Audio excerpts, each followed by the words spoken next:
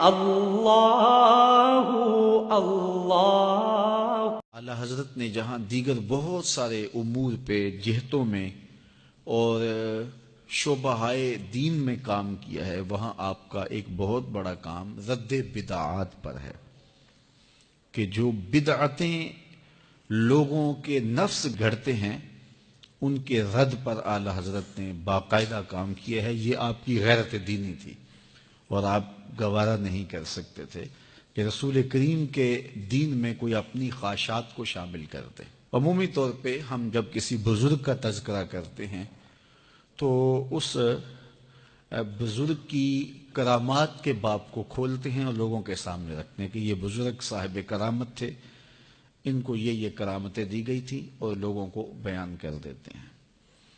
میں کرامت کا منکر نہیں ہوں، لیکن جس بات کی طرف میں آپ کی توجہ دلانا چاہتا ہوں وہ یہ کہ بزرگوں کی تعلیمات کو اختیار کرنے سے، ان کے راستے پہ چلنے سے ہم ان کی زیادہ برکات حاصل کر سکتے ہیں۔ کرامات کا بیان سنیں اور ان کی تعلیمات سے ناآشنا رہیں تو ہم فائدہ نہیں پا سکتے۔ تو اس لیے یہ روش کہ صرف فضائل اور مناقب ہی بیان کیے جائیں اور ان کی تعلیمات کو چھوڑ دیا جائے تو لوگ بے عملی کی طرف راغب ہو جائیں گے۔ اقبال نے اپنے زمانے میں کہا تھا، غلاموں کو ہے پیروں کی کرامات کا سودا، غلاموں کو ہے پیروں کی کرامات کا سودا، مرد حر خود زندہ کرامات۔ تو اس لیے ان کی تعلیمات کو اختیار کر کے خود ایک زندہ کرامت بننا چاہیے، اور ان کی تعلیمات کو اختیار کر کے باطنی امراض کا علاج کرنا چاہیے۔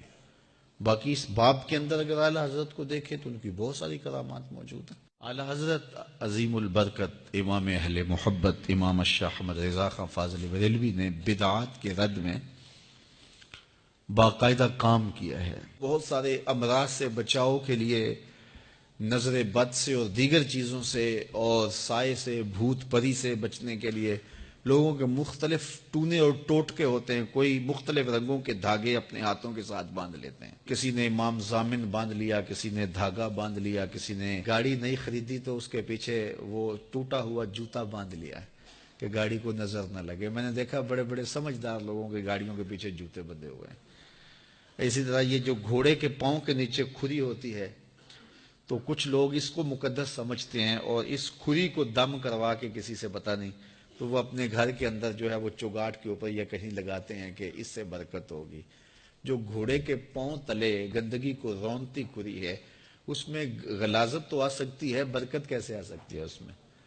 تو اس طرح کی چیزیں لوگوں کے اندر اس دور میں بھی مروج تھی، اور آج بھی بعض جوہلاء کے اندر ایسی چیزیں مروج ہیں۔ ہمارے گھروں کے اندر وہ 10 بیویوں کی کہانی پڑھی جاتی ہے، اور اسی طرح بعض جگہ پہ وہ حضرت علی المرتضیٰ کا معجزہ پڑھا جاتا ہے۔ معجزہ تو ولی کا ہوتا ہی نہیں ہے، معجزہ تو ہوتا ہی نبی کا ہے، لیکن وہ پڑھا جاتا ہے۔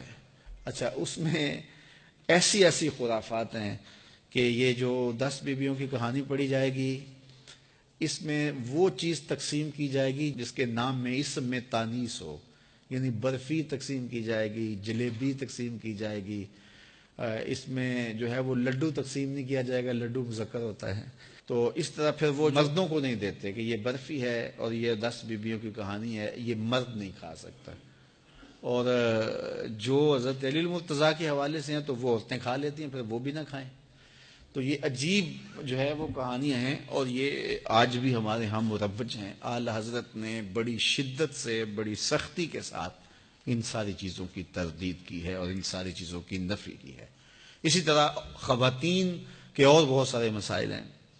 مزارات پہ خواتین کا جانا، یہ محرم کا موسم آتا ہے، بسوں کی بسیں بھر کے یہ فلاں دربار پہ سلامی دینے جا رہی ہیں، بغیر محرم کے خواتین جا رہی ہیں، حالانکہ محرم کے بغیر خاتون حج بھی نہیں کر سکتی۔ تو یہ ساری خرافات ہیں جو قوم کے اندر من حیث القوم موجود ہیں، اور انہی خرافات کا نتیجہ یہ ہے کہ جو بھی کھڑا ہوتا ہے کوئی دعویٰ لے کر کے لوگ اس کے پیچھے چل پڑتے ہیں۔ یہ مختلف جو ہے وہ عاملین، مختلف ملنگ اور مختلف جو ہے وہ شریعت کے باغی، یہ لوگ معاشرے کے اندر پنپتے ہیں، ایک دم لوگوں کا ہجوم ان کے گرد جمع ہو جاتا ہے۔ تو اعلیٰ حضرت نے جو بدعات، منکرات اور خرافات تھے ان سے لوگوں کو بچانے کی کوشش کی اور لوگوں کو صحیح راستہ دکھایا۔